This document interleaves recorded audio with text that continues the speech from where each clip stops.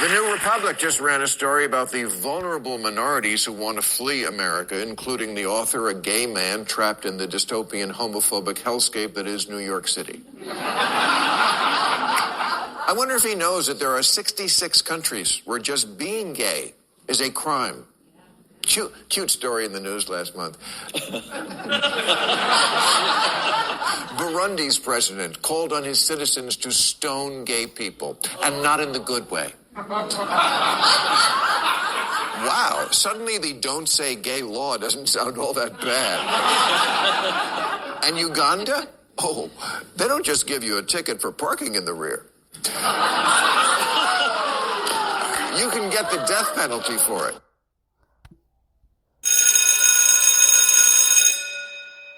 Good morning. It's Thursday, Broken News Media Thursday, May the 9th, and this is The True Conservative. Welcome to all the butchers, bakers, and candlestick makers out there. I'm Ron, your host, and the only true conservative in the United States today. So today, after the Serenity Prayer and the patriotic song of the day, we will have Bishop Barron, Ayn Rand, the 33 Strategies of War, the patriotic shorts, and a new book called The Broken News Media. All that and more when I get back.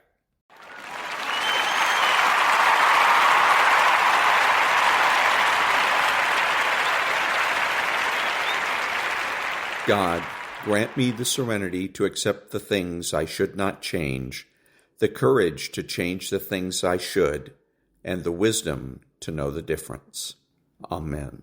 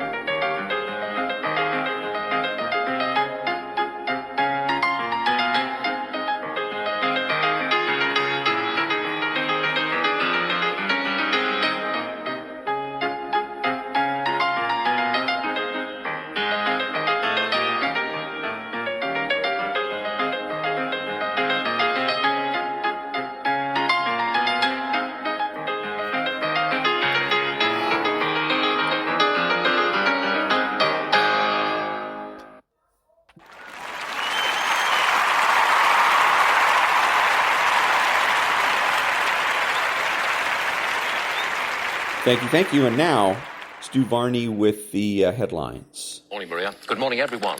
The president gives a rare interview and gets the economy dead wrong. you have to wonder where the fact checkers are.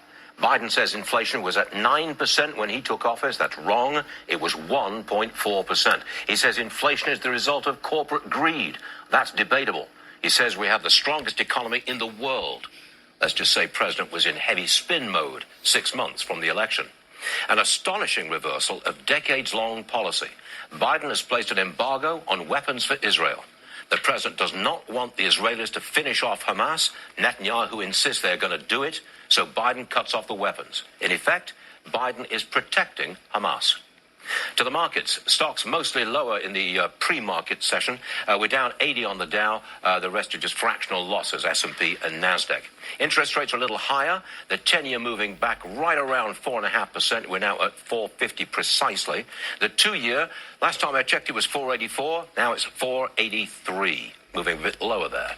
Oil, $79 a barrel. Gas, no change at $3.64 for regular. Diesel, no change, $3.96.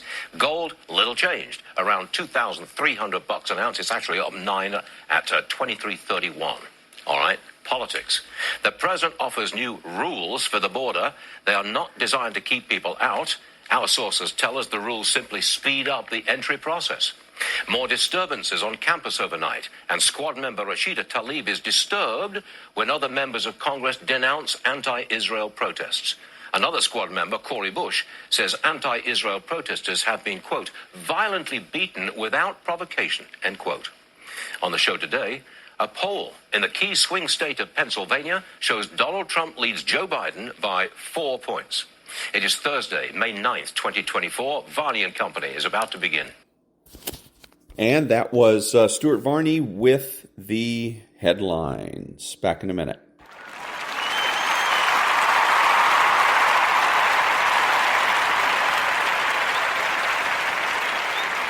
Thank you. And now, guns.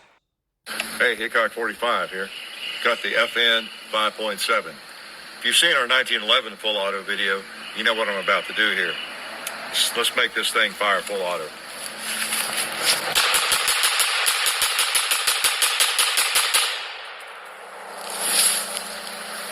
Please don't tell the ATF that I'm working on creating a full auto finger. Please. Life is good.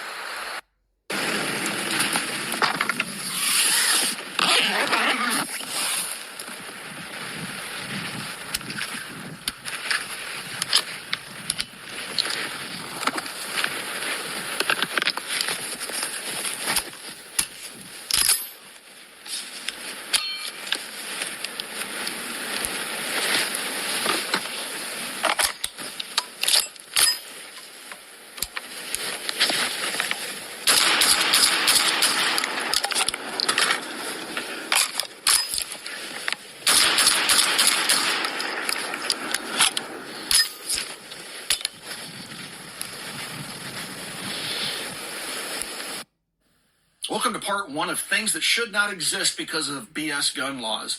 Mean did an outstanding job. It's a company that manufactures accessories, and they're helping people that are stuck behind enemy lines, like Californians, where we've seen, bullet buttons and mag bands and things like that. So one of the cool products they came out with to help people stuck in these banned states is this little MA loader. And the MA loader holds 10 rounds. So if you have a fixed 10-round magazine in your firearm, an AR-15, you can stick the loader into the ejection port, lock it in, and then push the rounds out, and the weapon is now ready to fire.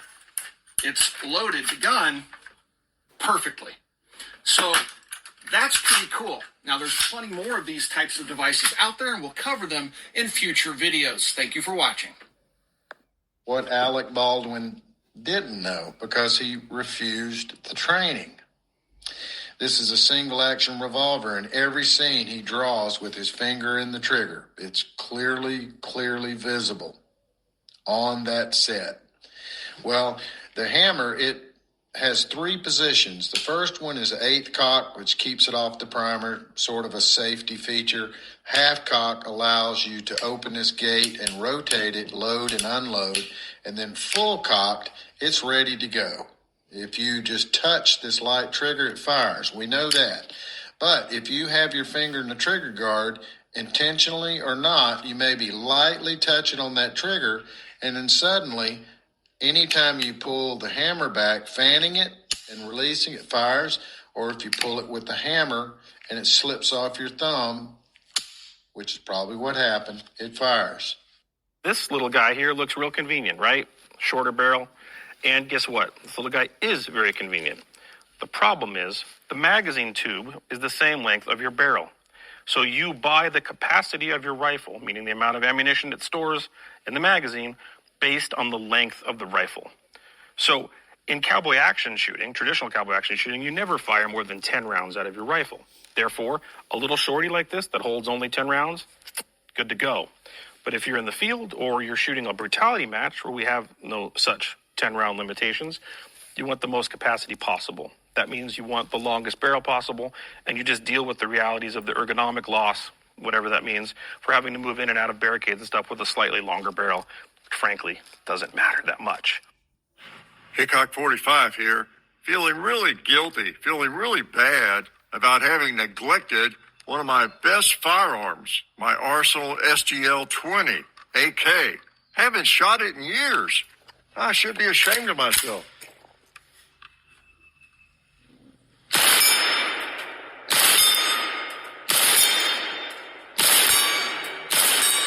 Oh, yeah.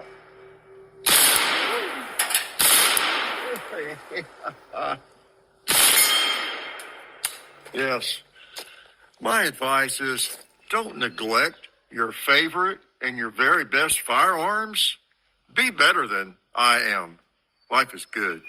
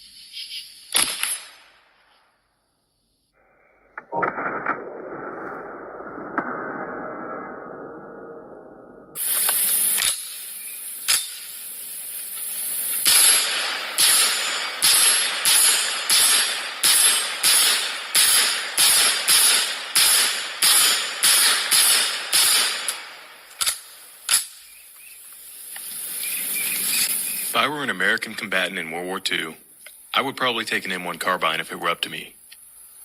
Not because it was the most powerful or most accurate, but because it was plenty powerful and accurate enough, all while weighing 4.5 pounds, with sling and oil bottle attached. The M1 carbine was the result of the military's desire to bridge the gap between a 1911 handgun and full-powered rifle as a small arm to distribute to personnel who were not frontline combatants, such as officers, artillerymen, drivers, and so on. And that's what you get for using Winchester white box ammo. Piece of shit. Be careful and pay attention while you're shooting. I was out here at the range today, just shooting this M1911 for leisure, and when I went to pull the trigger, all I heard was a... If you hear something that sounds like a little pop gun go off, instead of the normal boom, immediately stop what you're doing because you've probably got a squib in here. So I ejected the shell casing and look at this thing. What the hell? There is still very much a bullet lodged in this barrel, probably like right about here. So we're going to try to get it out. All right, now watch this. This gun is absolutely clear. There's nothing in there except the bullet, but look, it stops. That screwdriver is not going all the way through. Let's see if we can't jam this thing out. Nope. All right, so a little working off camera, and we got this bullet out. This was stuck like right about here. And if we would have tried to load another round and pull the trigger, this whole gun would have... Have you ever been running and gunning the shotgun class? And that was Guns. Back in a minute.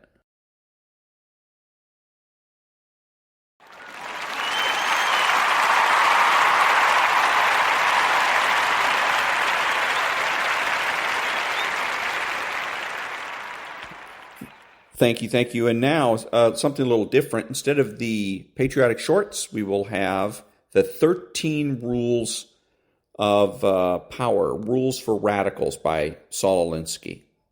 So let's look at the rules themselves. Rule number 1, power is not what you have, but what your enemy thinks you have.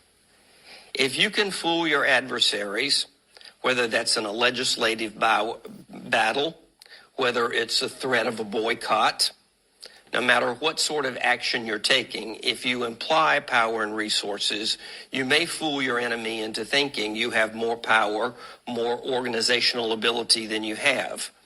And that can be very powerful in and of itself.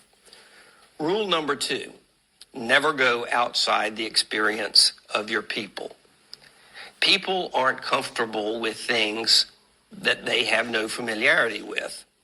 Now, it doesn't mean you aren't constantly training people to become familiar with new tactics, new ways of doing things. But you get people to do things that they are familiar with and they understand and they know. Rule number 3, always go outside the experience of your enemy. Keep your enemy always a little off kilter. Make sure your enemy doesn't know exactly how to respond. Increase uncertainty and fear. Make them address issues that are distracting, that they aren't expecting to address, that they might not know how to address.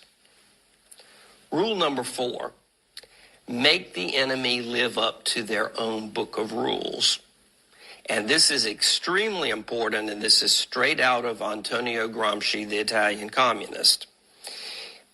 Catch your enemy lying and hold him to that, but don't hold yourself to any standards at all whatsoever. This is typical in all the campaigns we see waged by the left today. Make your enemy adhere to their bourgeois standards. That's the way they see it. Chris, do you think we could have one example of maybe how the left has done this, today, forced, or even the right has done it to the left, forced the other side to live by their own standards? Well, I think we see it in a lot of recent campaigns. Anytime any candidate or politician on the right gets a statistic slightly wrong, the attack is immediately made. You're lying. You're exaggerating. On the other hand, we can have someone perhaps even in the White House earn many Pinocchios for telling things that aren't right. And, he was just making a misstatement. Yeah. They make excuses. So this is typical. Rule number 5, ridicule is man's most potent weapon. If you can turn your enemy into an object of ridicule, there's almost no defense for that. And for any of you who followed the presidential campaign in 2012, you may know what they did to Rick Santorum's name. And that was absolutely potent. It took millions of people on the left working together to make that happen. But when you can make someone a joke, make them a ridiculous figure, that is devastating. Number 6, a good tactic is one your people enjoy. Well, duh, of course. If people enjoy what they're doing, they will do it with more vigor and more imagination, and they'll be much more involved in the process. Rule number 7, a tactic that drags on too long becomes a drag. Your people get bored. They don't see any results. And it does become counterproductive. That, to some extent, is what happened with the Occupy movement. It just dragged on and on. Nobody saw anything happening, and eventually it just petered out. Rule number 8, keep pressure on. Don't give your adversary a chance to regroup. If you let up, it may give the crisis management team for your opponent a chance to figure out a way to counterattack. So always keep the pressure up. Rule number 9, the threat is usually more terrifying than the thing itself. And this works with the earlier rule to imply power. Adversaries will expend inordinate resources to defend themselves against a threat that you may not even have the power to fulfill. So make the threats imply the power, and you can really keep your adversaries off guard. Rule number 10, the major premise for tactics is that the development of operations that will maintain a constant pressure upon the opposition. Now, what this means in essence is the left is not in a battle. They're not in an election followed by a legislative battle. They are in constant war.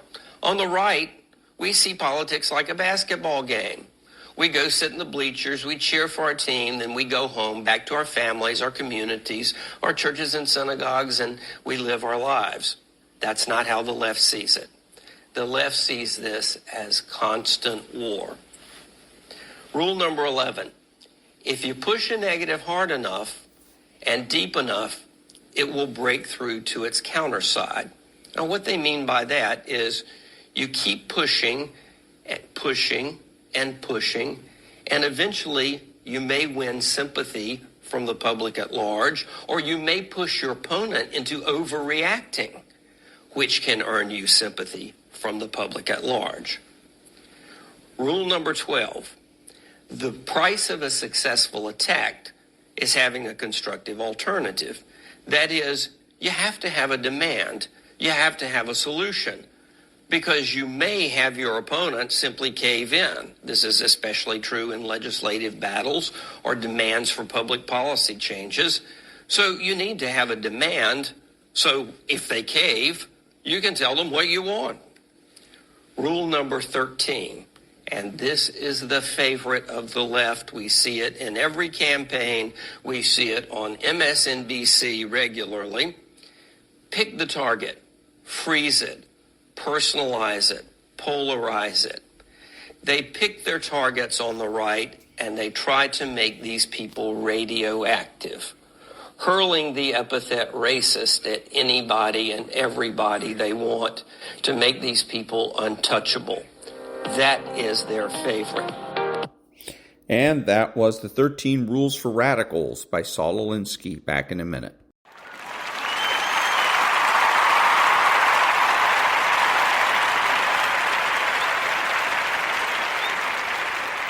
Thank you. Now, a little motivation. This is your year. This is your time. This is your moment. What are you going to do with it? Are you going to capture it? Or are you going to let it slip away? Eminem said it.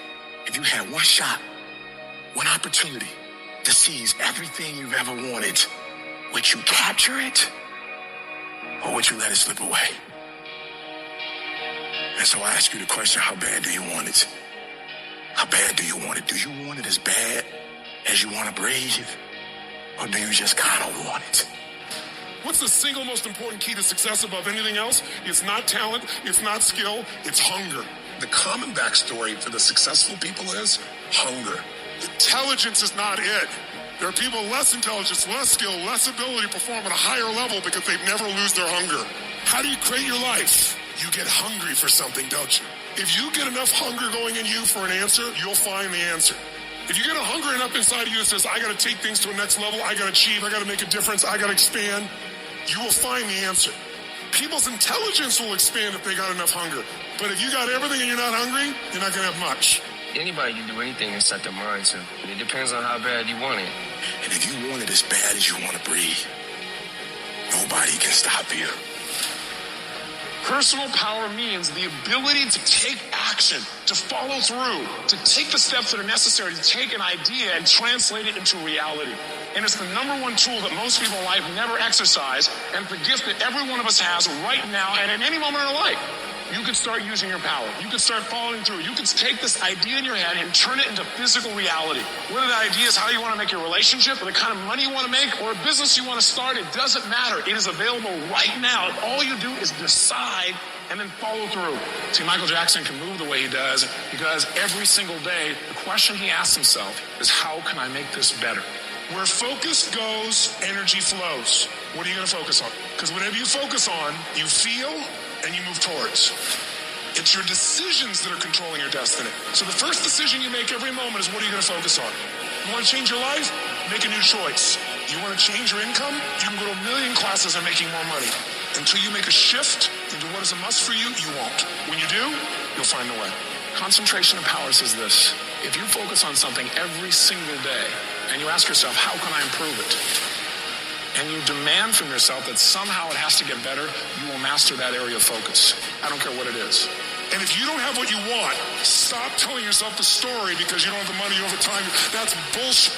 It's because you haven't committed yourself where you would burn your boats. If you want to take the fucking island, burn your fucking boats. And you will take the island because people, when they're going to either die or succeed, tend to succeed.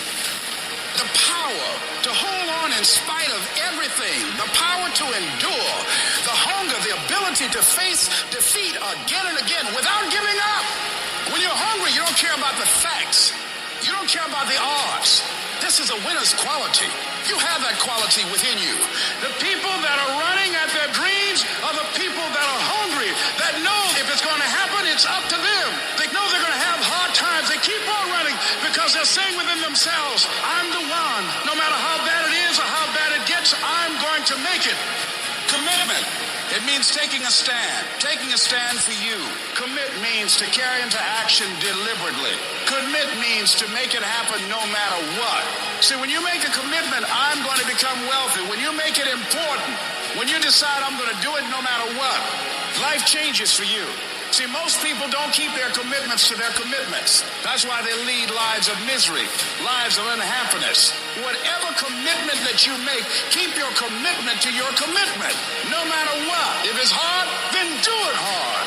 We say, oh, it's too hard, it's too hard. We don't challenge our spirit. Ladies and gentlemen, there's nothing as powerful as the human spirit. You can't destroy it. You can pervert it, but you can't destroy it. The universe responds to the man or woman that refuses to be denied. That business that you want, that book you want to write, that dream that you have of controlling your destiny, that is yours. But you've got to be willing to stand there and face disappointment, not have support, be lonely, doubt yourself sometimes. Be rejected again and again and again and refuse to turn around until life gives it up. If you just decide, I'm going to keep my word. If I say something, I'm going to do it regardless. Being more disciplined, more focused. Don't look for any gains where there's been no sacrifice. Don't look for your game to improve. Don't look for the record to improve. Without sacrifice, there are no gains. Only those who are willing to risk going too far can possibly find out how far one can go.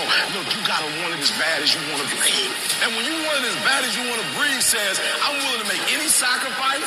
I'm willing to go through any pain. I'm willing to go through any suffering. I'm willing to go through whatever it takes. So when I get in there, then I guarantee you at the end of it, I won't be the one that surrenders. When you want something bad, you can't count the cost. Because if you count the cost and you see how much it costs, you might quit.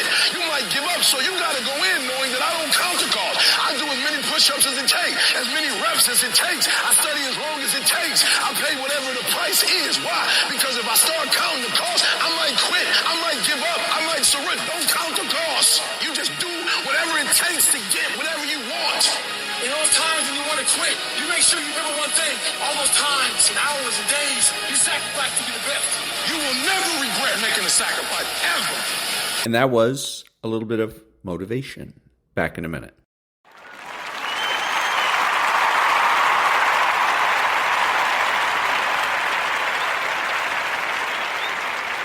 Thank you. And now, the Daily Dad for May the 9th. May 9th. Too busy to be bad. Harry Truman was once asked if he ever got in trouble as a kid. Very, very seldom. He said, "I was too busy. I told you I'd read all 3,000 books in the library by the time I was 14 years old. Were there any troublemakers in your neighborhood or at school?" he was asked. "We had boys who were terrible," he said, "but I was too busy reading books to be bad." The September chapter of the Daily Dad is going to be filled with the benefits of raising a reader, but Truman gives us a great one to add here in May.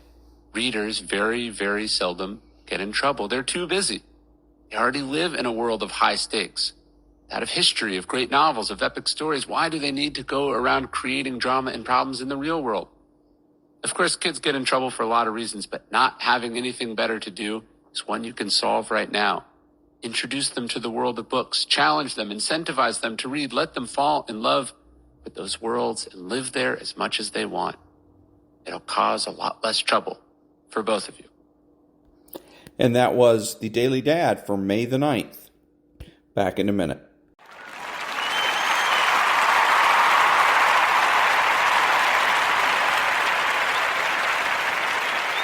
Thank you. And now, Bishop Robert Barron. Friendship, in the most authentic sense, is born of and is fed by and leads to virtue. So for Aristotle, you're really a friend only with someone who shares with you a commitment to virtue and in whom you recognize the very virtue that you want to embody in your own life. Aristotle talks about a friendship of pleasure. Now, what's that? Well, it's a friend from whom you derive good feelings. It's the person you like to hang out with. They got a good sense of humor. Now, there's nothing wrong with that, but it's friendship in a very mitigated way. There's also, he says, the friendship of utility. He said, I have a barber who's very good, cuts my hair well, and we're friendly. I mean, we chit-chat, we talk. He's useful to me. I get a good haircut from him. It's a friendship of utility. The real friendship is what Aristotle calls this friendship of virtue. That means together we're in love with the life of virtue. We recognize the goodness of one another, and we desire not our own good, but the good of the friend.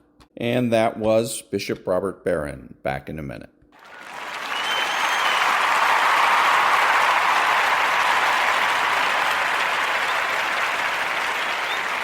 Thank you. And now, the Ayn Rand thought of the day.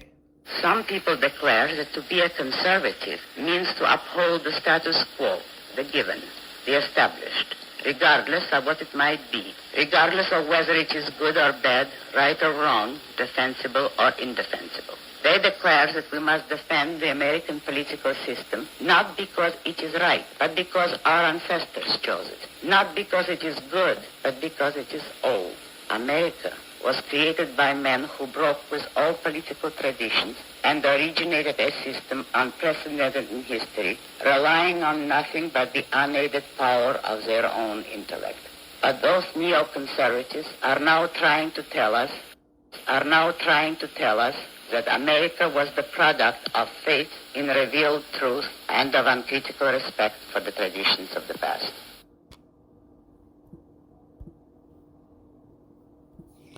And that was the Ayn Rand thought of the day. Back in a minute.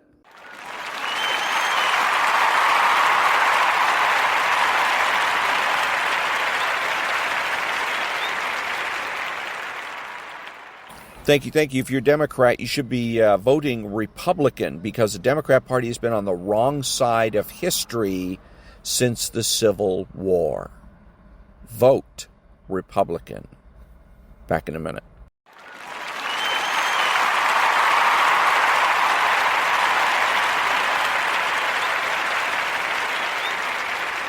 Thank you. And now, the 33 strategies of war. Interpretation. By the time Napoleon invaded Russia, Tsar Alexander I had met him a number of times in previous years and had come to know him quite well. The emperor, Alexander saw, was an aggressive man who loved any kind of fight, even if the odds were stacked against him. He needed battles as a chance to put his genius in play. By refusing to meet him in battle, Alexander could frustrate him and lure him into a void. Vast but empty lands without food or forage, empty cities with nothing to plunder, empty negotiations, empty time in which nothing happened, and finally, the dead of winter.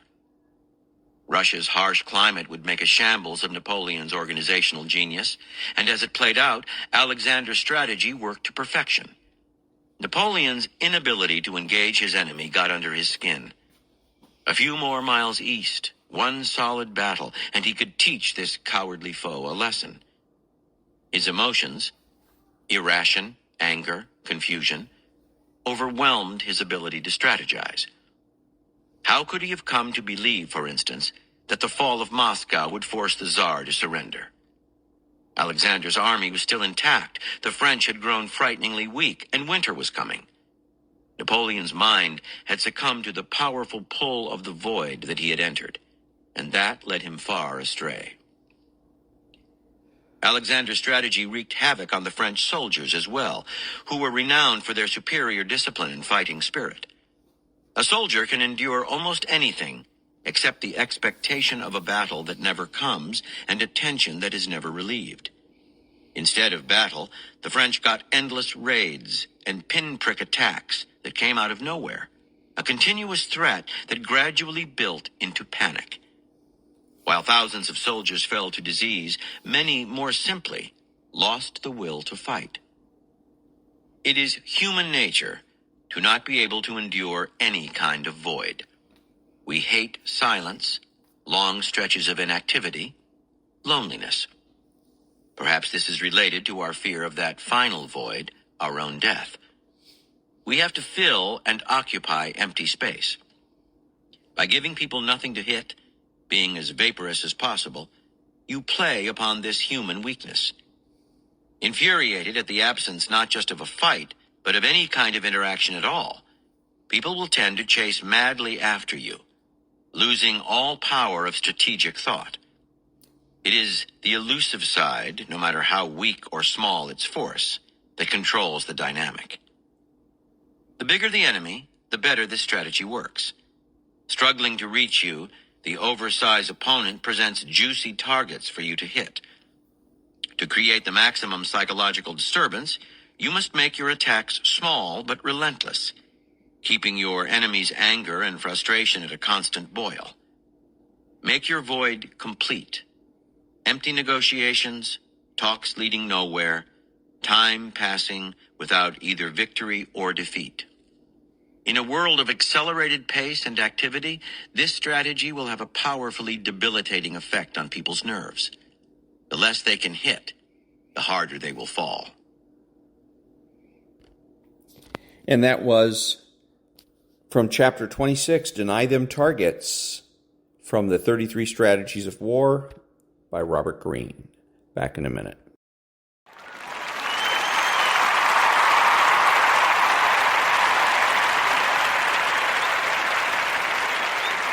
Thank you. And now, Stuart Varney's My Take. Now this. The president has bowed to the wishes of Hamas. He has suspended arms sales to Israel. This is an astonishing reversal of decades-long policy. America has placed a weapons embargo on our closest ally in time of war. The Israelis are about to finish off the terror group that brutally attacked them on October 7th. Biden is telling them, don't do it. In effect, Biden is saving Hamas. It wasn't always like this. Right after the October 7th atrocity, Biden said America would make sure that the Israelis, quote, have what they need to protect their people now and always, end quote. But then came the Arab and Muslim votes in Michigan and Minnesota, the pro-Hamas takeover of college campuses, and the split over anti-Semitism in the Democrat Party. In the interest of getting re-elected, Biden has switched sides. The administration makes a big deal out of the ban on 2,000-pound bombs. Okay, they are destructive. What they don't want you to know is that a whole range of weaponry has been embargoed. Smaller, 500-pound bombs, JDAMs, which convert unguided bombs into smart precision weapons. Politico reports that small-diameter bombs have been banned. The Wall Street Journal says Biden is withholding tank shells and artillery rounds. Add it all up, and Biden is protecting Hamas and punishing Israel while it faces war on several fronts. Add this to the already long list of Biden failures: energy, Afghanistan, Iran, inflation, the border, and now our president has walked away from our ally, Israel. Hamas must be very happy. Second hour of Varney getting started now. So the thing to know about this with regards to Israel and Hamas and the fight between them is that Israel is the righteous party. The other thing that you need to know is that the left is always going to try and change the subject. If the subject matter is something that they can't win, is a frame, if you will, if you're talking about framing the argument, that they can't win in, then they change the frame. So they're going to change it to genocide, or they're going to change it to ceasefires, or the civilian casualties, anything other than what it really is, and that's justice. And that's what we need to know as conservatives, is that anytime somebody's coming to us to talk about and asking us to talk about Israel and Hamas, we always need to frame it as an issue of justice, because that's what it really is. The question here is Hamas, the perpetrator, going to be punished for their crimes, or are the victims of Hamas going to be punished for Hamas's crimes? In other words, are we going to shield Hamas from the consequences of their actions or not? That's basically what this comes down to. So again, don't let the left shape the argument. Don't let them frame the argument. You need to make sure that the argument is always about justice. We can't lose any argument about justice.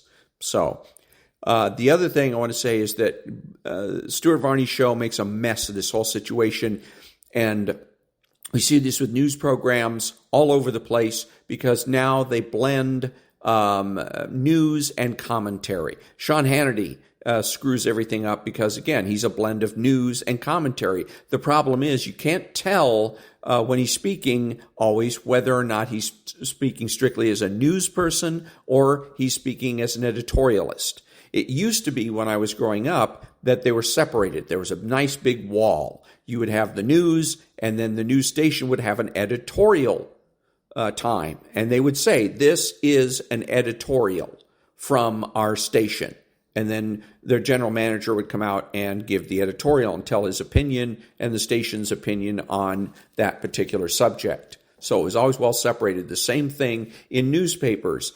Anything that was not on the editorial section of the newspaper was news. It was not opinion. It was not editorial. It was not the position of the newspaper. It was just what was going on around the world. And the editorial section was the opinions of the paper and others. So, but remember, about as far as Israel is concerned, it's an issue of justice. Are we going to shield Hamas from the consequences of their actions or not?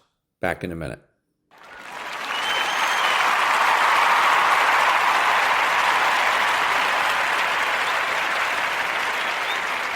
Thank you. And now the new book. I was going to, last week I said I was going to do Casca, but I've got so much military stuff going on in my podcast right now, I figured be more balanced with this particular book. And this particular book is Broken News, and it is Why the Media Rage Machine Divides America and How to Fight Back by Chris Steyerwalt. And this is the introduction. Introduction. An argle-bargle business model. Hanging over the heads, literally, of the reporters and editors in the Washington Post's newsroom on K Street are leaderboards that show which stories are clicking the best with readers in the digital world. And what do the most active consumers of the Post want? Even on big news days, Post readers reliably plus up stories that follow a couple of simple narratives. Either wicked right-wingers getting their just desserts, or the plights of innocents suffering because of right-wingers' behavior. Even on the day of the fall of Kabul in August 2021, the biggest foreign policy story in a decade, 2 of the top 5 most read Post stories, according to the site's public rankings, were of these kinds. One was about a Syracuse, New York police officer suing his department for alleged racial bias, citing comments his fellow officers made about his love of gangster rap and his Tupac Shakur tattoo. But the big mover was headlined, quote, "A conservative cardinal who criticized the vaccine caught COVID. Days later, he was put on a ventilator," close quote. The story about the hospitalization of 73-year-old Cardinal Raymond Burke, based entirely on a press release and some old articles, was so perfect for left-wing social media that it pushed ahead of gripping stories and images from the Post's own top-notch journalist on the ground in Afghanistan. The paper's tweet of the cheap, taunting Burke story got thousands of likes and retweets, as well as a river of repetitive memes and cruel contempt in the comments. Gross. But so what? If bored, angry people want to go on the internet and post fake Charles Darwin quotes and argle-bargle about religion and science, it doesn't do the rest of us any harm. Except for this. The argle-bargle is the business model. The industry that produces the raw material out of which Americans are supposed to build political consensus is sick. The path to profitability and survival for much of the news business now relies on products that are mostly either superficial fluff or distortions that exploit and deepen our country's worsening political alienation.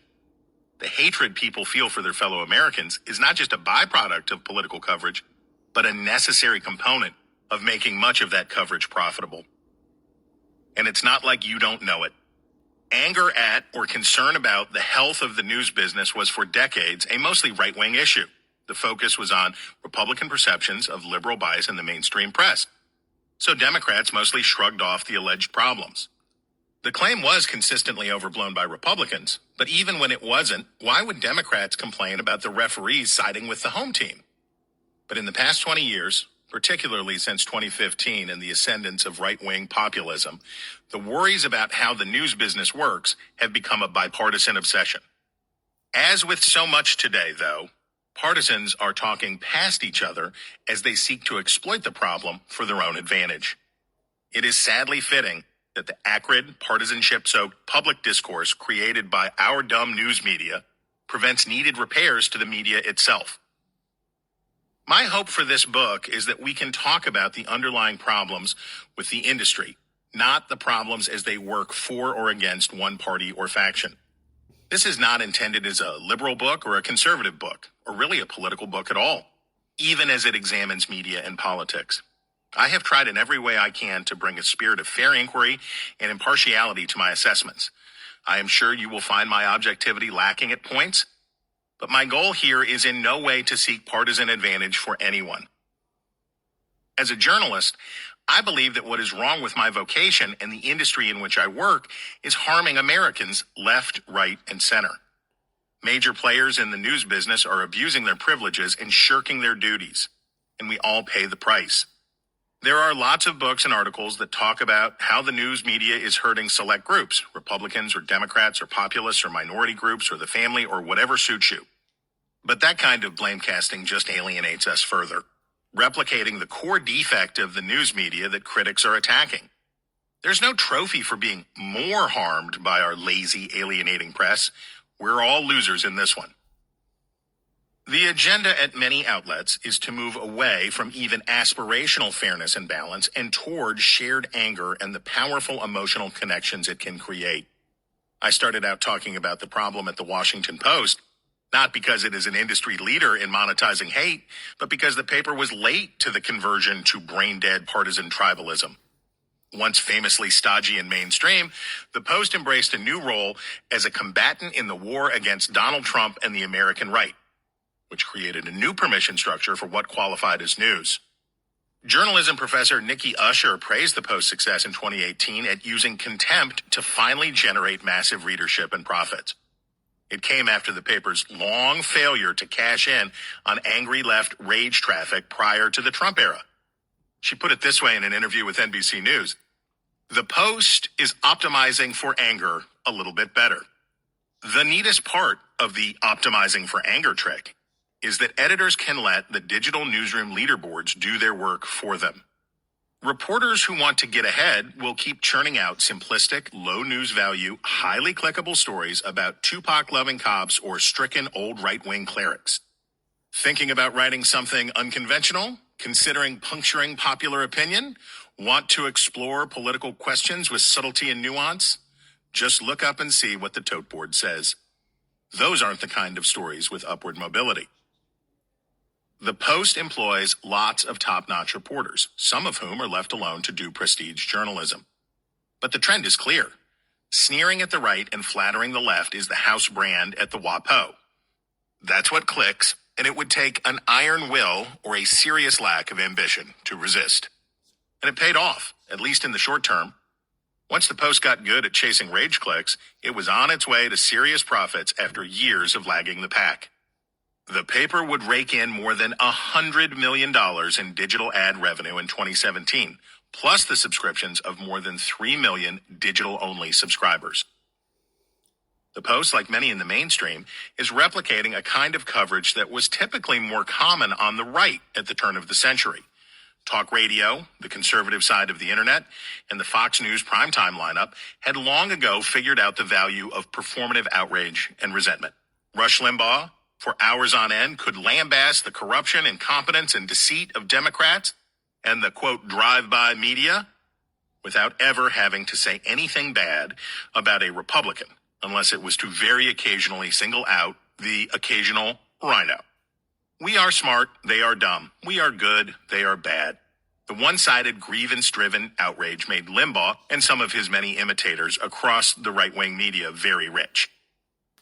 Democrats tried to build their own left-wing echo chambers of anger, but it didn't seem to work, like Air America and the Huffington Post.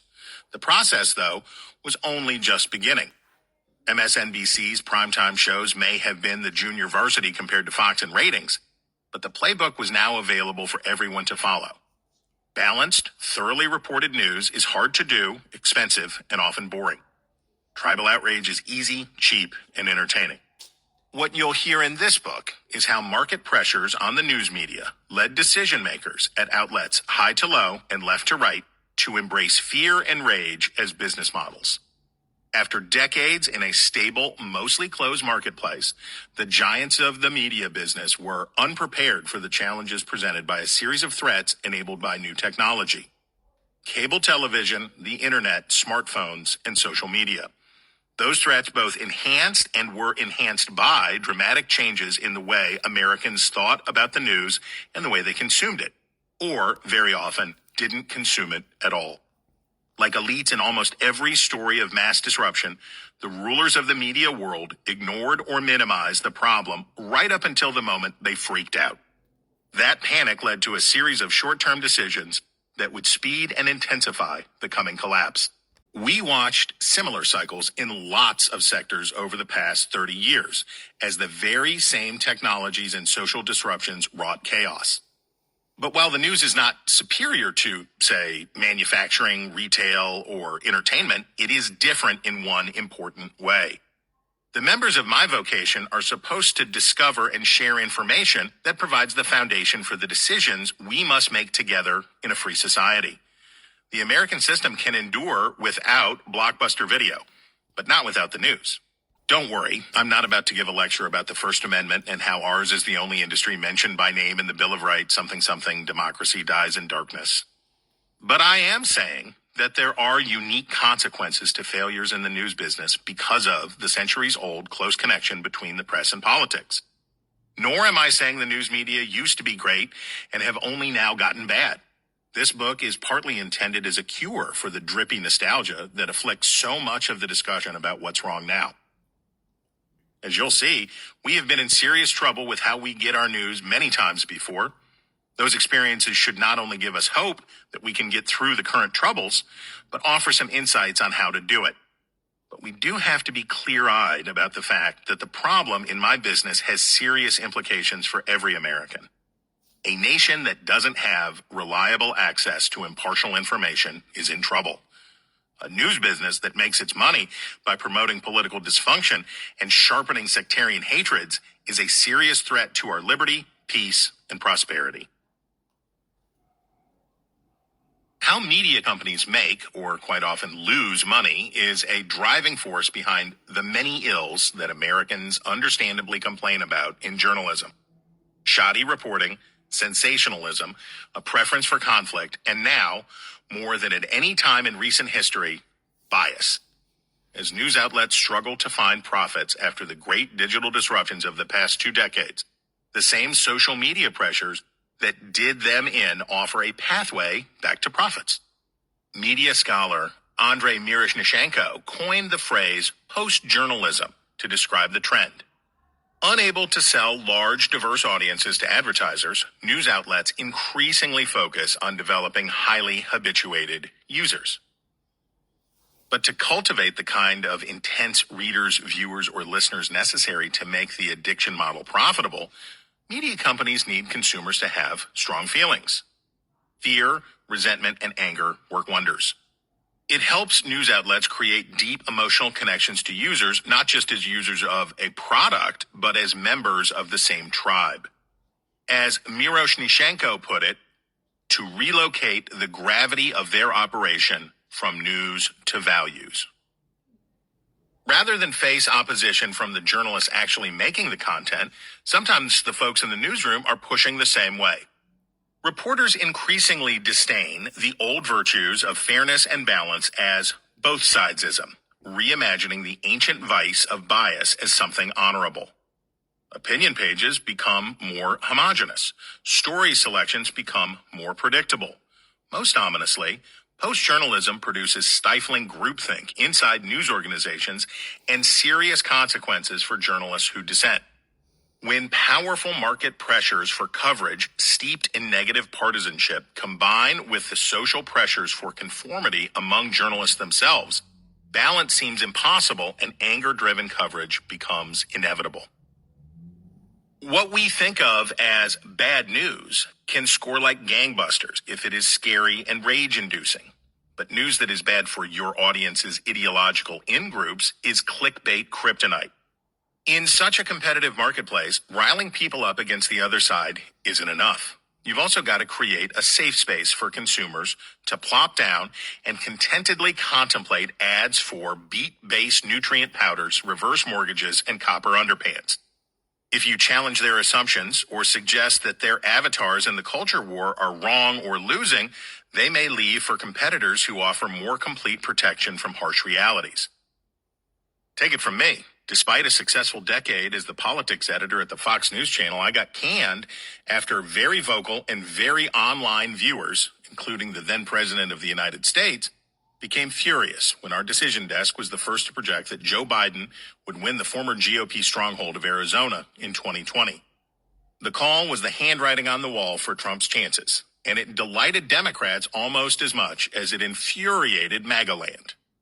Regardless of who won, we were proud to have beaten the competition yet again and defend the title network promos had given us as the best-in-class decision desk. But even in the 4 years since the previous presidential election, Fox viewers had become even more accustomed to flattery and less willing to hear news that challenged their expectations. Me serving up green beans to viewers that had been spoon-fed ice cream sundaes for years came as a terrible shock to their systems. That's why I wrote this book, despite a strong personal aversion to the work of media criticism.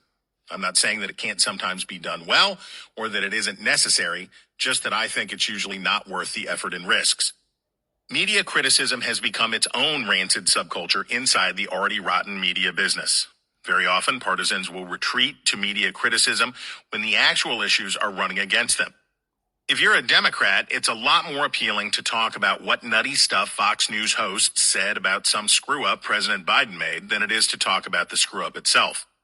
Donald Trump based much of his strategy on the idea that the right-wing media would rather complain about mainstream coverage than talk about the issues of the day. Indeed, media criticism is a great way to keep addicted consumers from straying. The message is obvious. Aren't you glad you're not like them and are here with the other smart, virtuous people?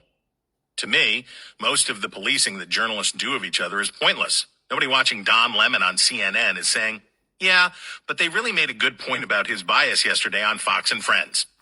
And essentially, nobody watching Fox and Friends also watches Don Lemon. It's just more us versus them pap. Journalism about journalism never much appealed to me, and the idea of writing a book like this one had never crossed my mind. I would rather be writing about political history, as I did in my first book, or what the massive demographic changes in our country mean for the politics of the future. Heck, if I was writing about what I really wanted to, we'd be talking about the regional cuisines of America, including, of course, the glories of the West Virginia hot dog. But my experience in my final years at Fox and the insane rage that greeted our correct call in Arizona told me that I had to slip on my hazmat suit and write about my own business.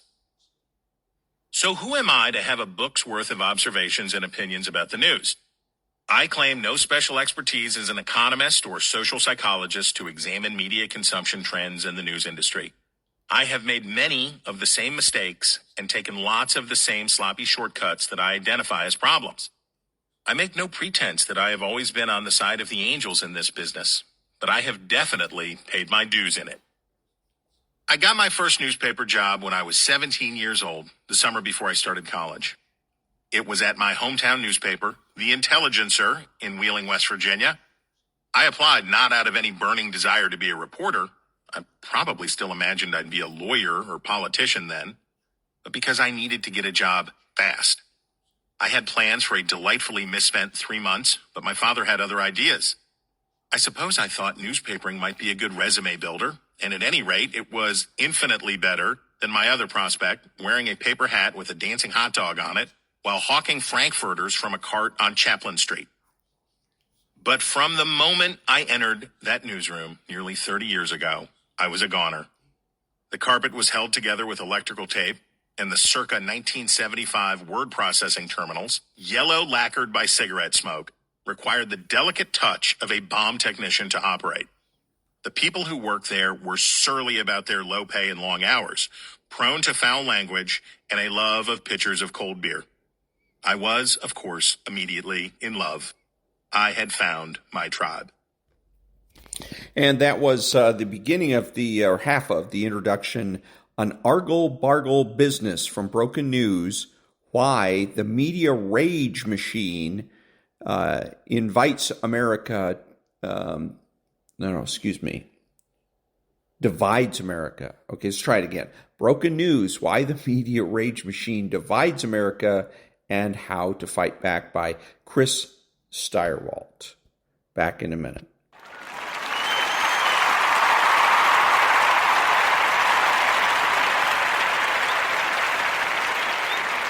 Thank you. The following is one of my voiceover demos. If you're a voiceover artist and you would like to advertise one of your demos on my podcast, please send an MP3 to thedrill12, all one word, at gmail.com. That's thedrill12 at gmail.com. Back in a minute. Ladies and gentlemen, welcome to Caesar's Palace for 12 rounds of boxing.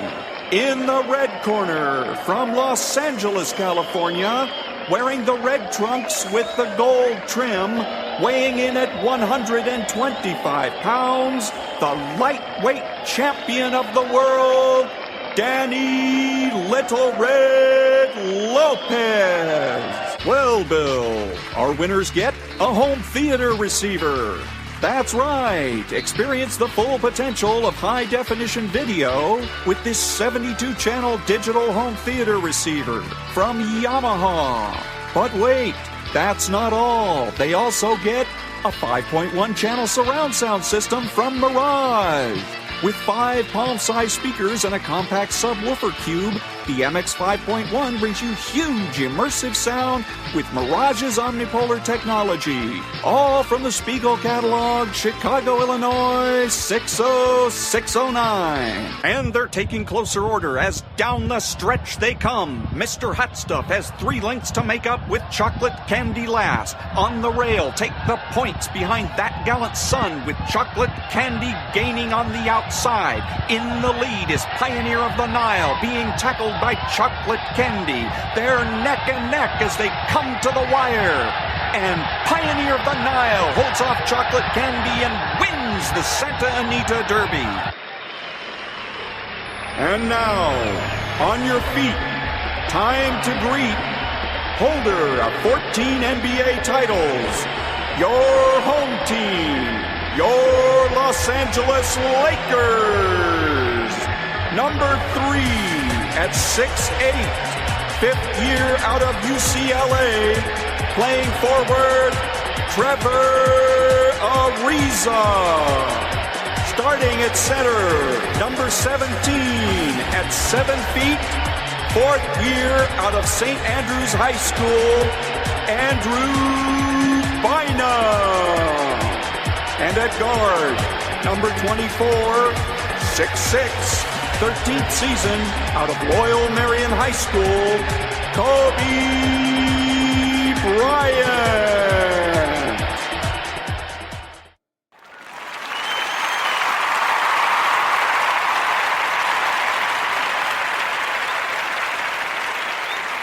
Thank you. This is Ron, your host, the only true conservative in the United States today, bidding adios to all the butchers, bakers, and candlestick makers out there and reminding you that you are not neutral and that the government has no rights.